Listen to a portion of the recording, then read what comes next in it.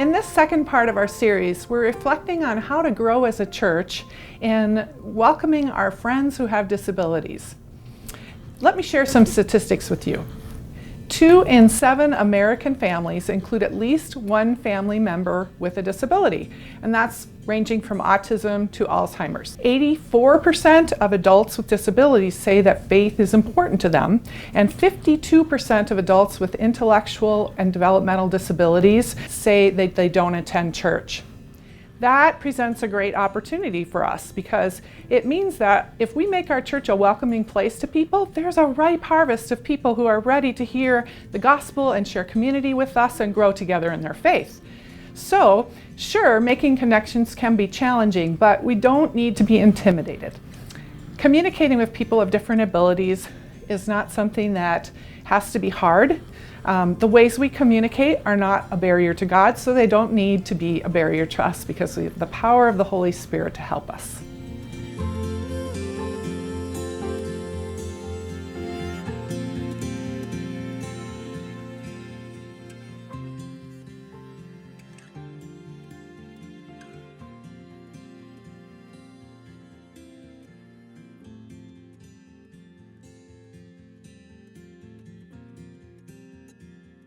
Yeah, I have spinal muscular atrophy, which is one of the diseases that the Muscular Dystrophy Association covers.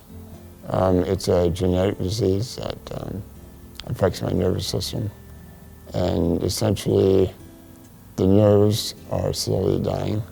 I think everybody at Plymouth is pretty friendly and pretty outgoing, willing to help you out if you need help.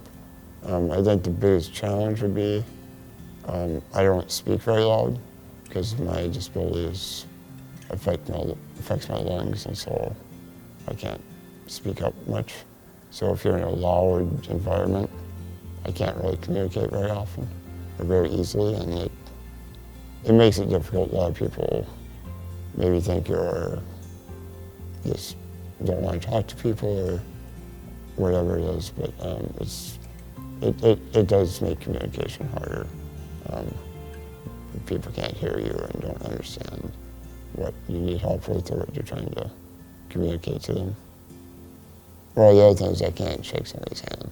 So a lot of people come up to shake your hand and you don't shake their hand, and then they're automatically like, it's an awkward situation because they're trying to shake your hand, you're not, and now they don't know if you don't understand it, or if you just don't want to, or if you can't, and they've got all these things going through their mind that what's going on, and then if they try to talk to me, I can't speak very loud.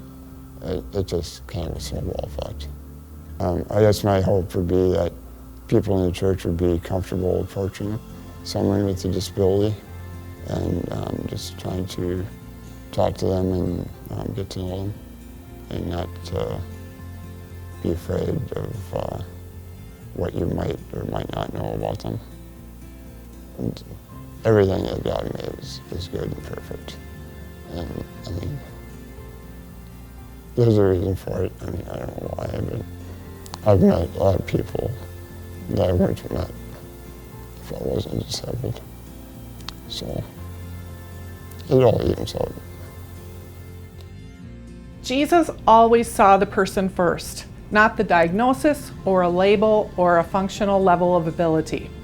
Community begins when people reach out to get to know each other and share encouragement with one another. So here are some ways we can walk that out together. Start a conversation by learning the name of someone who has special needs in this church or your community. Seek out a caregiver and share some words of encouragement or affirmation. Let's put love into action by welcoming people of all abilities.